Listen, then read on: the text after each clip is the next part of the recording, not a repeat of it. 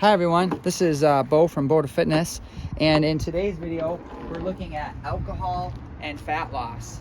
And we want to really, kind of take a dive into this one and see what it is about alcohol specifically that contributes to fat gain, and kind of debunk some of the myths that are there that are still out there. They're still very prevalent when it comes to alcohol. So obviously there are all sorts of different kinds of alcoholic beverages, and some of them are very high in calories, so that they have not only the actual alcohol that's in the drink itself, but additional calories that are coming from like sugars and things like this. And they themselves can be part of the problem simply because of the calories that are there. But there's some things about alcohol itself, even in say light drinks that are alcohol based, that have problems when it comes to weight loss. So first off, remember that alcohol has, unlike carbohydrate, alcohol has 7 calories per gram, whereas carbohydrates have typically, even pure sugar is only 4 calories per gram. Fats are 9 calories per gram. So that means that alcohol, not the sugar in alcohol, but the alcohol itself, has 7 calories per gram, which is again almost identical to that of fat. So it's a very high calorie in the way that your body metabolizes that. When it comes to alcohol, there is this concept that it's important to kind of understand at least a bit, that's referred to as the oxidative hierarchy.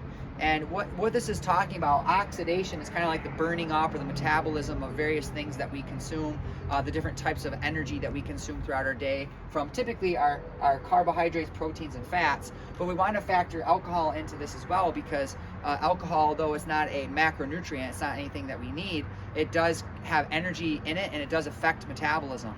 And so what we see, one important thing here is that we see that alcohol is considered to be at the top of the hierarchy, as far as meaning essentially that whenever you consume alcohol, your body prioritizes the burning of alcohol at the expense of everything else. So when we're drinking alcohol, it's almost as though your body is saying, hey, I don't really got any time or any motivation to really be focusing on burning carbs, proteins, and fats right now.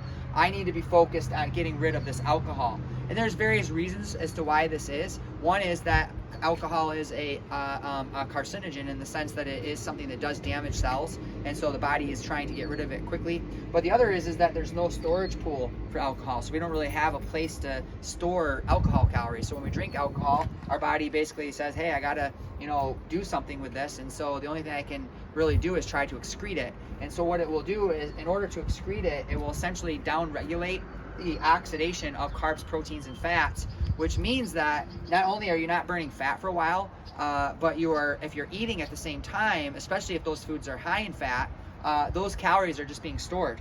And fats, remember, dietary fats are predominantly stored in fat tissue. So if you're adding in a bunch of fatty food on top of your alcohol, you're sort of forcing fat to go right into a fat cell. One study on ethanol intake showed that fat burning was suppressed by 90% after infusion or drinking a large serving of ethanol. So meaning that literally you can turn down fat burning by almost 100%. And interestingly, in this study, what they found was that while fat burning dropped almost 100%, ethanol burning increased by almost the same amount. Meaning, again, the body just sort of said, I'm going to rob Peter to pay Paul. So if you drink a bunch of alcohol, I'm going to go ahead, I'm going to borrow energy from these guys down here, and I'm going to direct it toward burning off this excess alcohol. And it's only when the excess alcohol is gone or excreted that your body may have time to go back toward burning these things here, by which point most people are already back to eating again, right? So they essentially have started gaining even more weight. So the thing about alcohol to understand is that most alcohol doesn't contribute to weight gain by the conversion of the alcohol into fat, de novo lipogenesis, but it is more through the fact that alcohol suppresses the body's ability to burn fat for a period of time at the expense of essentially burning off that excess alcohol. So that's how it can kind of contributes to weight gain in the long run. So we want to try to obviously limit our alcohol intake. That's one of the most important things over here. So have it very rarely. We want to try to ideally eat before the alcohol rather than after, because the alcohol will influence the number of calories that we eat and can get us into trouble. You want to obviously focus on lighter alcoholic drinks rather than those higher calorie ones, and factor them into your overall calories for the day. keep yourself hydrated. Alcohol tends to have more negative effects on those with a lower body mass, and especially a lower water body mass, or essentially a lower muscle mass. So keep your body hydrated throughout the day. Drink lots of water. Obviously, try to be creative about finding other beverages that you enjoy that then give you that feeling of as though you're maybe having an alcoholic drink. So like some of these non-alcoholic beverages. But again, watch out for the calories there. You want to make sure you're not adding in say simple sugars and things at the expense of reducing alcohol intake.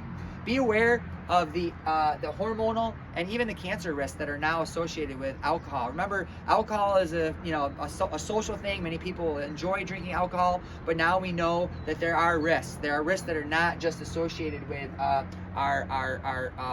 doing dumb things when we drink alcohol, but also the weight issue, which is again going to promote inflammation and shorten lifespan. The elevations in hormones like estrogen. So we know that women who regularly drink alcohol have an increased risk of certain cancers, particularly breast cancer. And we see the risk goes up the more they drink. Men who are always wanting to get rid of man boobs and that beer belly.